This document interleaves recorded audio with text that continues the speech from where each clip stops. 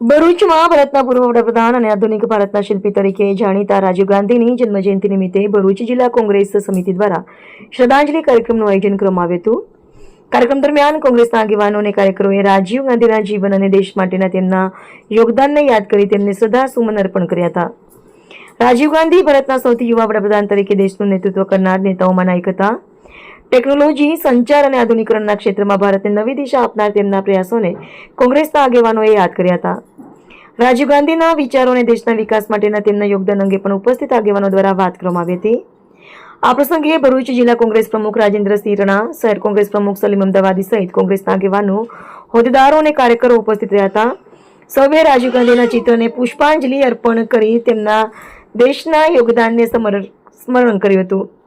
કાર્યક્રમ દરમિયાન કોંગ્રેસના આગેવાનો દ્વારા રાજીવ ગાંધીના અધૂરા સપનાઓને આગળ ધપાવવા અને દેશના વિકાસ, એકતા તથા લોકશાહી મૂલ્યોને મજબૂત બનાવવાના સંકલ્પ સાથે તેમને યાદ કરવામાં આવ્યા હતા। સમગ્ર કાર્યક્રમ દરમિયાન કોંગ્રેસના કાર્યકરો દ્વારા રાજીવ ગાંધીના વિચારો અને દેશ સેવા પ્રત્યેની તેમની પ્રતિબદ્ધતાને યાદ કરવામાં આવી હતી। રિપોર્ટર અવી સૈયદ, ભરૂચ।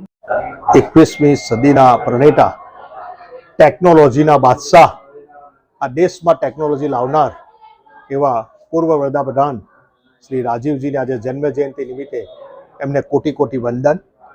સાચા અર્થમાં યાદ કરીએ તો આજે ભરૂચ જિલ્લાના પ્રણેતા કહેવાય કે ભરૂચ જિલ્લામાં ઉદ્યોગ ક્રાંતિ જો લાવ્યા હોય, આ ભરૂચ જિલ્લાને વિકાસની ફલક જો મૂકી હોય તો અહેમદભાઈ પટેલ સાહેબ થકી રાજીવજી ભરૂચમાં આવ્યા અને એમને ઉદ્યોગની નીંવ નાખી।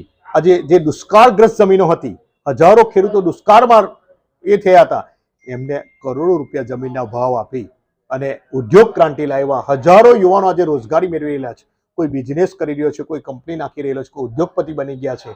એ બધામાં જો પ્રણેતા ભરૂચ જિલ્લાનો સાચો જો મારા જિલ્લાનો વિકાસનો પાયો નાખ્યો હોય તો રાજીવજી અને અહેમદભાઈ પટેલ સાહેબ છે। એમની જન્મજયંતિ જેટલા કોટી કોટી વંદન કરીએ એટલા